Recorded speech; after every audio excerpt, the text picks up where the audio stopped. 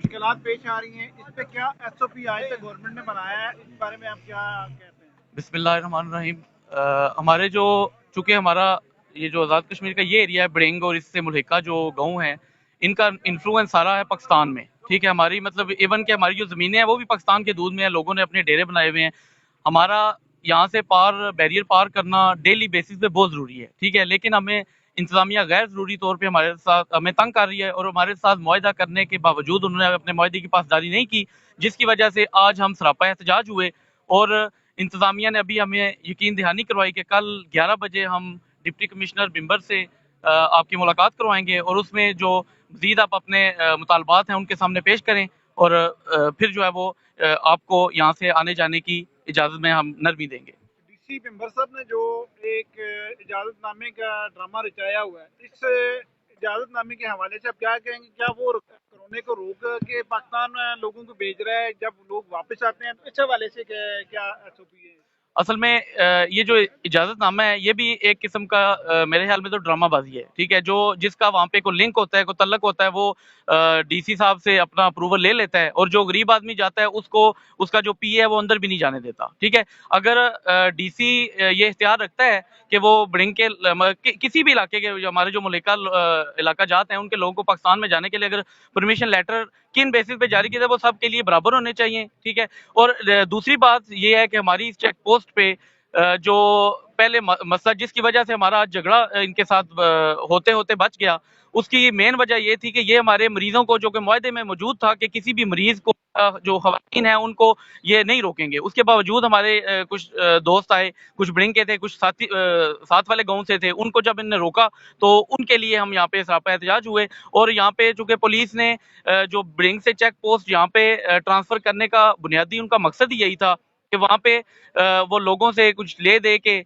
पार करते थे। 500 रुपया किसी लिया, किसी से 200 रुपया लिया, लेके पैसे लेके पार करवा दे। यहाँ पे वो मामला जो है वो हम चूंकि जिला टैक्स भी है तो नहीं होने दे रहे। ठीक है, तो इस वजह से इंतजामिया ने हमें मजीद थोड़ा दबाने के लिए आज हमें भी आने जाने से रोक दिया था, खवातीन को भी रोका और मरीजों को भी रोका जा रहा है। यही हमारा मुतालबा है कि जो कम से कम मरीज और खवातीन है उनको यहाँ से आने जाने से ना रोका जाए।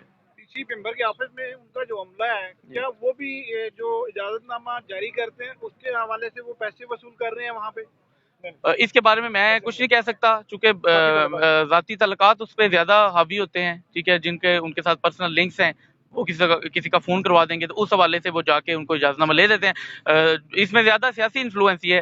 ठीक है, क्यों आम बंदा अगर कोई गरीब आदमी जाए तो उसको तो वो अंदर भी नहीं घुसने देते। तो ये जो कोरोना का सिलसिला चल रहा है यहाँ पे, जो लोग आज़ाद कश्मीर से पाकिस्तान जाते हैं, जब वो वापस जाते हैं तो उनको कौन सा हुकूमत पे आज़ाद कश्मीर के पास जरिया है कि उनको चेक करके तो वो कोरोना के हवाले से कि क्या उनको कोरोना है या नहीं, कौन सा इंस्ट्रूमेंट है उनके पास? सर ये बात तो मैं कहूँगा कि ये पूरे पाकिस्तान में इसका जो टेस्टिंग सिस्टम है वो इंतहाई नाकस है।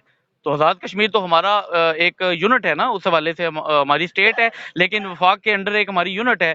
लेकिन चूंकि अगर पाकिस्तान जैसा बड़ा मुल्क इसको टेस्टिंग सिस्टम में इतना कमजोर है, आज आज तक उनको ये नहीं पता चला जितने टेस्ट हुए हैं उनमें वो जो उनके पास इक्विपमेंट है टेस्टिंग का वो भी कोई इतना प्रॉपर नहीं है। तो हमारा तो सिस्टम ही छोटा सा, हम कैसे उसको टेस्ट कर सकते हैं।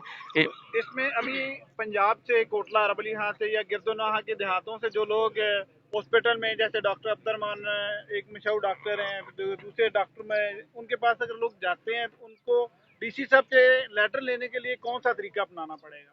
ज़ाहिर है फिर उसके लिए मैं तो यही कहूँगा कि सियासी इन्फ्लुएंस होना चाहिए लोगों का, उसके बगैर तो DC साहब से परमिशन लेना बहुत मुश्किल है।